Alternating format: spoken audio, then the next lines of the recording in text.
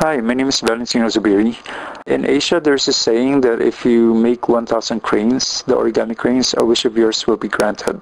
In 1996, I made 1,000 cranes and attached the H ribbon to it. And I said I wish for a cure. I actually made more and did some demonstrations. I hooked up with nonprofit groups, especially Asian Human Services in Chicago. We got on TV and, I got in the media. Then I retreated because I was kind of depressed.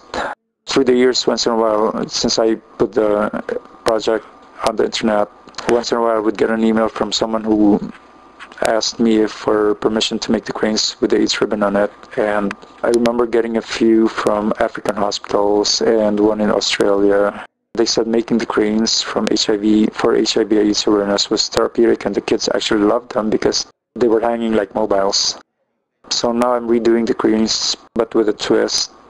I'm asking you to send me your crane and attach to the crane your own cause. It could be a pink ribbon or a picture of your loved one or a group of friends. Attach to it your mementos, if you lost a loved one, for example, or if you're sick, make your crane as well. If you have recovered from your illness, make your crane as well. And if you have a cause or are dedicated to a nonprofit awareness movement, send your crane.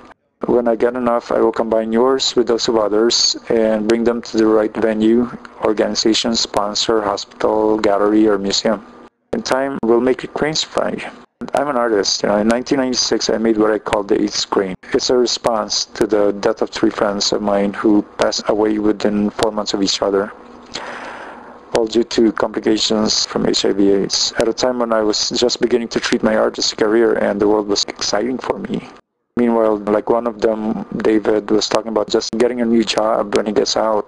At that time, he lost a lot of weight and his face and the rest of his body had a lot of blue discoloration. And that was the last time I saw him.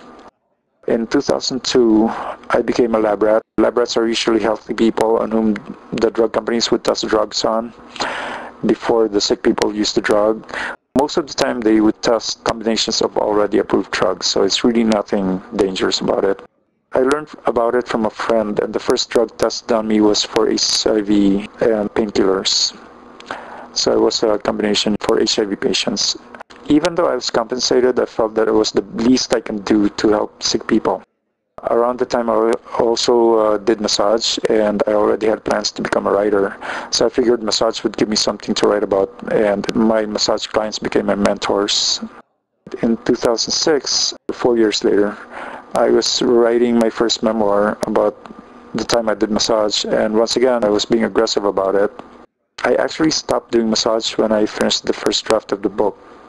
I completely lost interest in massage and then decided to become a lab rat again. I'm obviously in constant search for lessons to write about. As a lab rat, I learned new lessons from other lab rats. That would be a nice memoir. We were a group of people who can hold the world in our hands, every time we got paid for dosing a drug and giving our blood and being together for days and days and days, up to weeks or even a month, incarcerated in a medical facility. And then when the money runs out, we are back in the medical facilities doing another study. By the end of 2006, I decided to back off of my writing and spend some time on art. I discovered Starbucks Saturdays here in Chicago. It's a weekly gallery walk in the River North area, which has more than 40 galleries, and they all just happen to be the most prestigious of the gallery districts in Chicago. But they're nice people. Every week there would be 4 galleries involved, and for an hour and a half at noon on a Saturday, a person from the last of the 4 galleries in the walk would take us around, and the gallery owners or directors would talk about the art that they were currently exhibiting.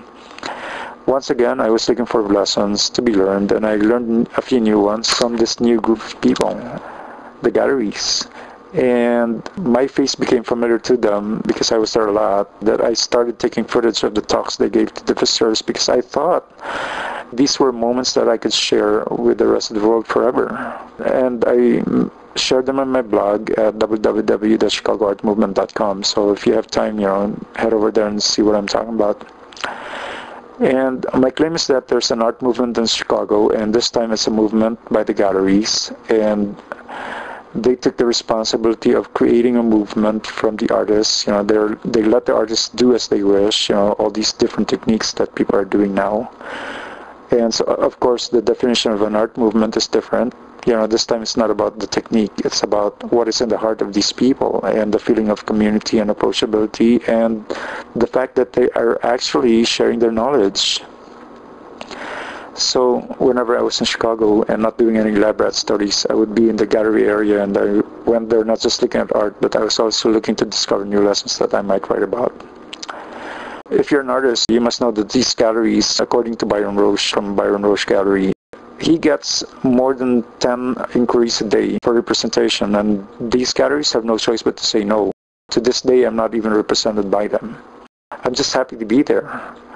So don't resent the galleries for rejecting you, but do learn to see other people's works. As a writer, I've also been going to book conventions. Publishers and book agents also get a lot of inquiries from aspiring authors. They also have no choice but to reject people. So it's really nothing personal, and when I say that, it's really nothing personal. To everyone else, here's a lesson I learned. I found virtue in stepping back. I saw the works of other living artists in the gallery walk. There are times when you have to step back and let other artists speak. The world is still beautiful, and there's a lot of art to go around, and it's not always about me.